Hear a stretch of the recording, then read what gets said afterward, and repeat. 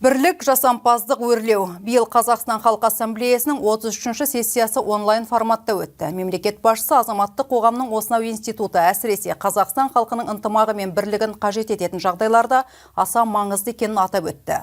Сессия отырысына қатысушылар бүгінде өз әсерлерімен бөлісті. Мемлекет басшысы Қазақстан Халқы Ассамблеясының 33-ші сессиясында сырттан келетін келеңсіз ықпалдан ада болып, өзіміздің идеологиялық бағыттағы күн тәртібімізді ұстануға шақырды. Түрлі сын-қатерге қарамастан еліміз стратегиялық мақсат міндеттерінен айнымайтынына назар аударды. Бүгінгі таңда негізгі миссия құру, жаңару, алға жылжу, өркендеу, қолдау. Бұл ретте бірлік пен ынтымақ басты құндылықтар мен бағдарлар.